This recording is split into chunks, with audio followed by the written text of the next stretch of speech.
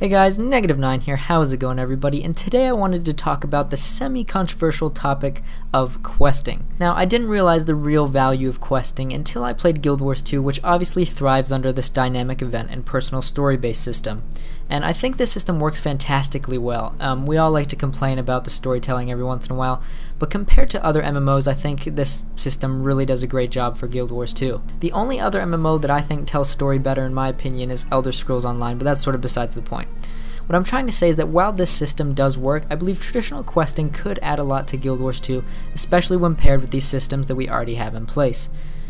So at this point, some of you may be hovering over the pause button and kind of scoffing at me saying, give it up, there's never going to be quests in Guild Wars 2, but believe it or not, there already are. After Heart of Thorns, we got the Caldbold questline, where we had to track down a bunch of NPCs in order to gain some sort of resolution about the cleansing of ore and to talk about Traherne's sword, Caldbold. And in Path of Fire, we got the Griffin questline that you have to do to get the Griffin mount that requires you to collect all these artifacts and do specific events to try and rebuild the Order of the Sun Spears. And these are fantastic quests. They were really well done and they added just that little bit more depth to the world. And I think that's the real value of questing. It just adds that extra bit of detail about the world and the events around you. And I'm not saying we need a full 30 full-on quest chains to the extent of the ones that we already have, but adding 5 to 10 short world-building quests every couple months would do a lot for the game, I think, especially considering the vastness of the lore. And the thing that Caldbold questline did particularly well for me was it gave us a reason to go back to all these wonderful zones. As we continue to expand the world through expansions and Living World and whatever, the devs should be careful to avoid that sort of World of Warcraft syndrome, where they build this enormous world but half the zones are pointless because you leave them and never have any reason to go back to them. And you can sort of already see them tinkering with this because in the past they've started to implement these current events like the Caldbold questline between Living World patches, and I hope they use this system to start adding a few more quests to the game. The only problem that I may have, I haven't even decided yet, with the current event system is that first word there, current.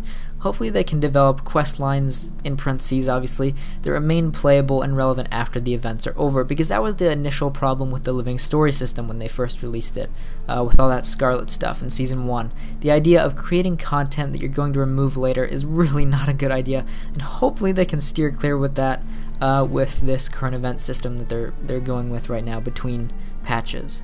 I think the devs are just a little bit limited in terms of the story they can tell right now because they have to go and focus on these huge storylines, and I know a lot of work goes into these cutscenes and personal story instances, especially in Path of Fire where they were just on another level. I mean, I think this expansion has some of the best instances and cutscenes we've ever seen in Guild Wars 2, but I think they require a lot of time and resources to make. It also means that all the new story is being produced in this type of content.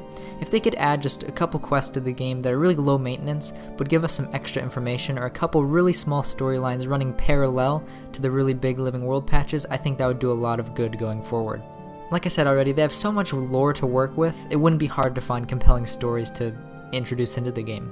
The other thing we need to be especially careful of in this franchise is kind of overdoing it story-wise. Every expansion, the fate of the world is sort of in the balance, and the stakes keep getting higher and higher, and at some point we aren't going to have any more dragons to deal with or any more rogue gods to kill.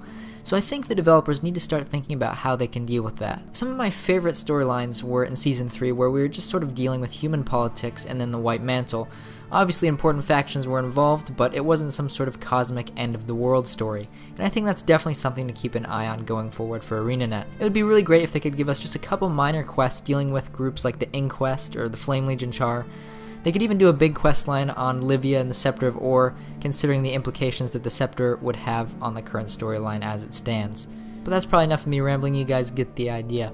I'm really interested to hear your thoughts on this topic, so be sure to leave a comment below. Let me know what you think about questing and whether it's a viable way to introduce more story outside of personal story and Living World stuff. And if you want to see more videos like this in the future, be sure to subscribe. Other than that, I will see you guys next time.